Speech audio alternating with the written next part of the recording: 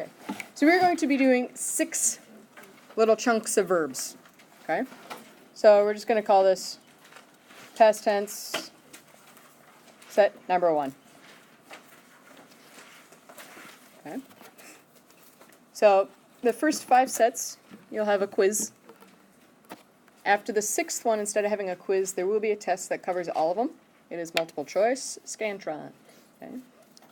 Sometimes people get excited about the Scantron thing, but you know me better than that. You know I know how you tend to screw things up. Those are going to be choices too. So memorize them as you go along. Make flashcards as you go along. There will be extra credit for this again. Okay, so make flashcards as you go. Okay. So, quick review. The perfect. This is the one you've already learned. So what can you tell me about how the perfect works, when you use it, stuff like that?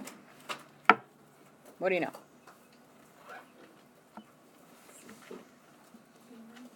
Say again? It has a helping verb. Yep. How many words are there total? 2 words. So it has a helping verb. What are the 2 choices for helping verb? Okay. When do you use sein? If you're changing locations. Changing locations or? Say it again? State of being change, yeah. So sein uses sein. So there are exceptions to it as well, like bleiben. Okay, remember the one that you can't stand? Okay. But for the most part, state of being change, so like when you're born or when you die, those are rather major state of being changes. Okay. Or when you're changing location from one place to another. Haben used for everything else. Okay. What else does it use? A GE word. Mm-hmm. Doesn't always have a GE, but we just call it the GE word. It's called past participle. Okay. Do you use it when you're speaking or you're writing? Speaking. Okay. Okay.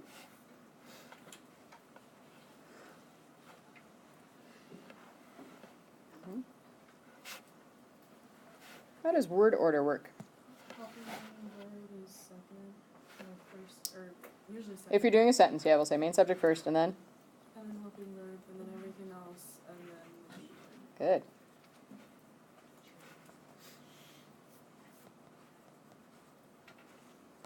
What if you have a question? Helping verb first, then? And then? Anything else? And then? GE.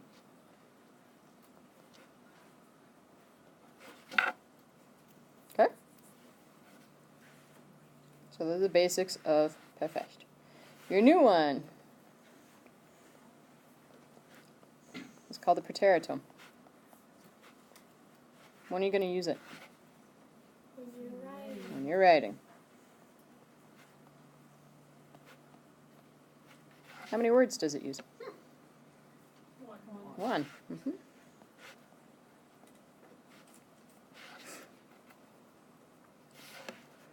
Major thing about this one, ich and ersatz are the same, just like with modal verbs. So that means most of your verbs for ersatz are not going to have a T at the end of it. That's the number one issue that people have with this. Okay.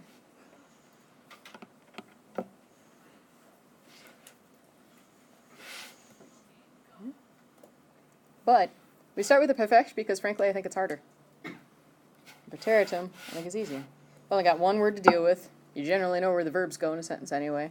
Okay, you only have to conjugate the one thing. You don't have to remember 2 parts to it and all that jazz. Okay. So, word order, pretty basic. If you're having a sentence, your main subject comes first. What goes next? Verb. That's where your preteritum verb's going to go. After that, anything else? Okay. If you have a question, what comes first? Verb. And then? Main subject. And then anything else. So already easier. Yeah? Okay.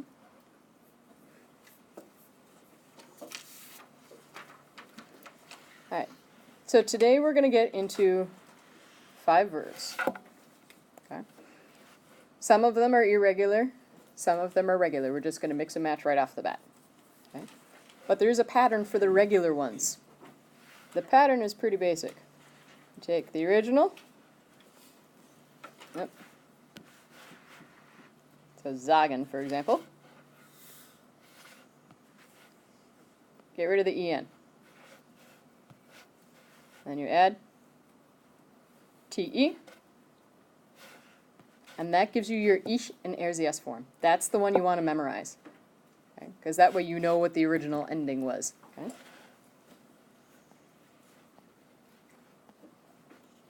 So sagte is past tense.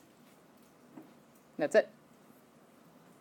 From there, except for ich and RCS, which are already right there for you, so sagte is the ich and RCS form. You add your normal ending. So if it was du, you add your st ending like you normally would. So sagtest. If it was ihr, you add the t like normal. Sagtet. If it's wir or z and z, you add the en ending. Well, you've already got your e, so you just add the n. So sagten. Okay, so that's why you always learn the ich and RCS form. It'll make your life a lot easier in the end run. Okay? Ready? So, on your verb T's, if you're choosing to go with verb T's, I would do this. Since every time we're going to have 5, up at the top of your page, have a clean sheet and write past tense set 1. And then cross out the bottom right and just don't put anything in there. That way you always have them organized by set. Okay. These, by the way, are already on Quizlet as sets, so you have access to them already. Okay. And that way when we get to set 2 next time, you just turn your sheet over, write set 2 at the top, and do the same thing. Okay? Makes it a lot easier to know which ones you're studying for. Okay? So, here we go.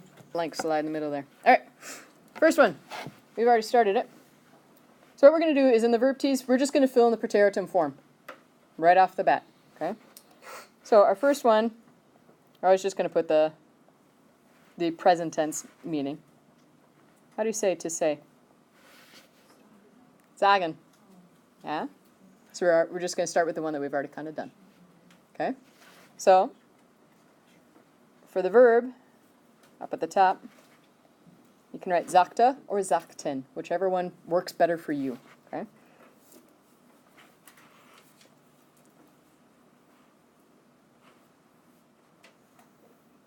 Your choice. Okay? So, how do you conjugate it for ich then? Sagte. Yeah, it was the one we just had on the previous slide. Which one is identical? Okay, so go ahead and fill that in. What are we going to do for the do form? Add st. Yep. So we've got sagtest. What's wir going to be? So what's the final word? Sagten. What other one is going to be sagten? Z and Z. What about ihr? Sagtet.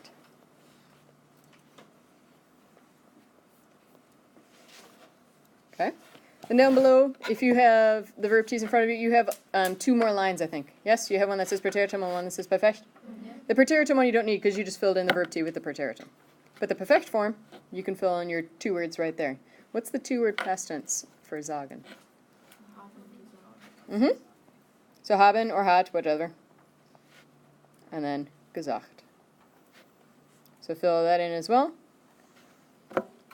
How the test will work is I'll give you a very basic sentence in English, and you'll translate it. So it'll be like, I said hi.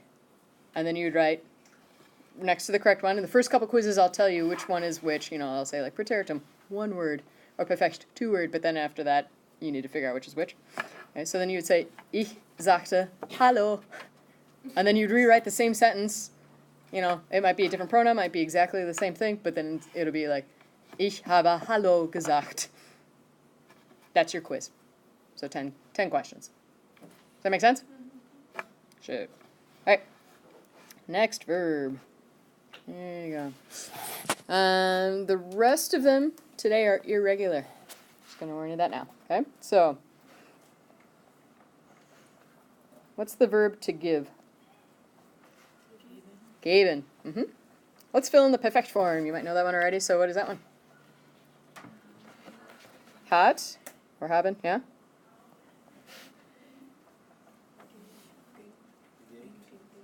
Gegeben.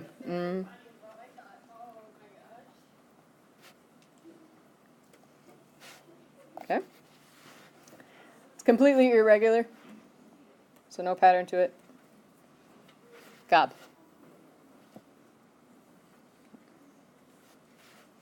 So again, gab or gaben up at the top line, doesn't matter. Okay. So for ich and er's yes, what are we filling in?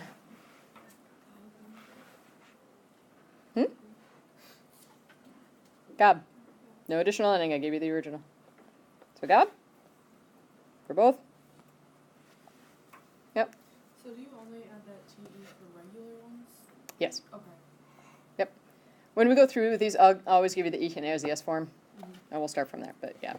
Good question. Alright, so for do, we're going to add our ending. What is it? Gabst?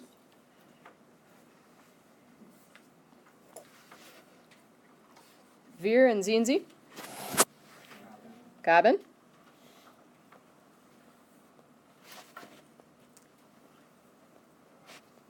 And ihr?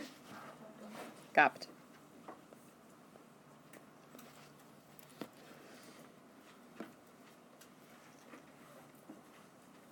Okay. How are we doing? So far so good? Does it make sense?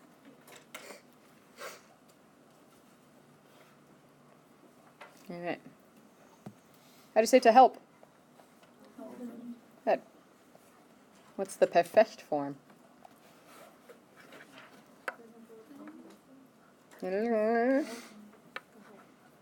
Hat geholfen.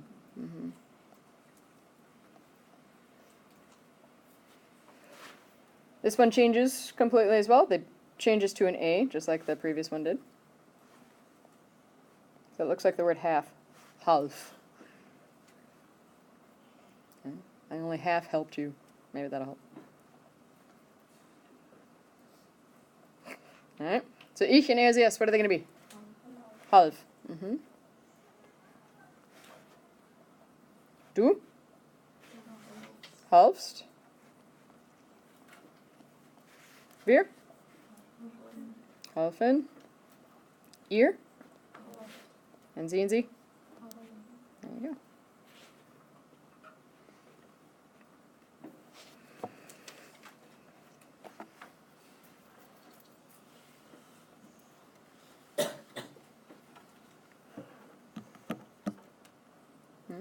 So if it's like irregular, then it's just gonna be like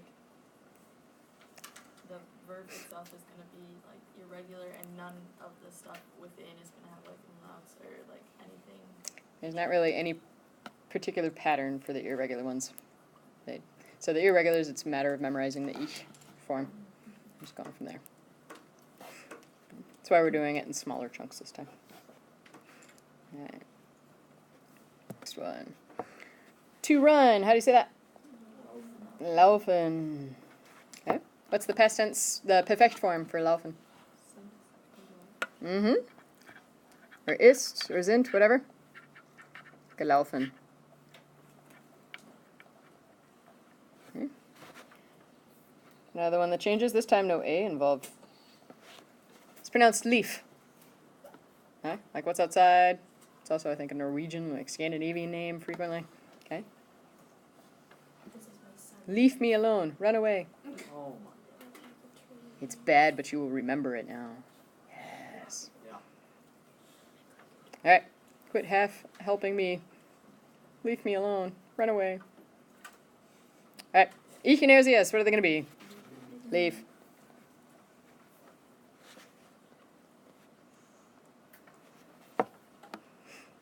What about du? Liefst. Wir? Lieven? Ihr? Lieft? Sehen Sie? Lieven.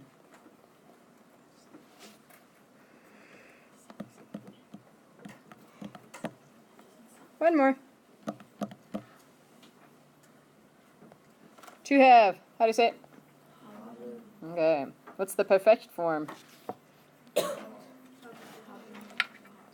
Yep.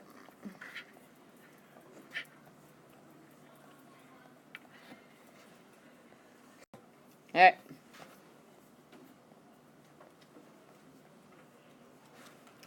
Hatte. Okay. So hatte is the new form.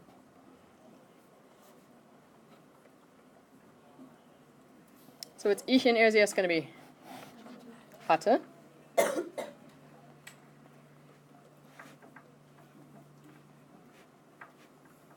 Du? Hattest.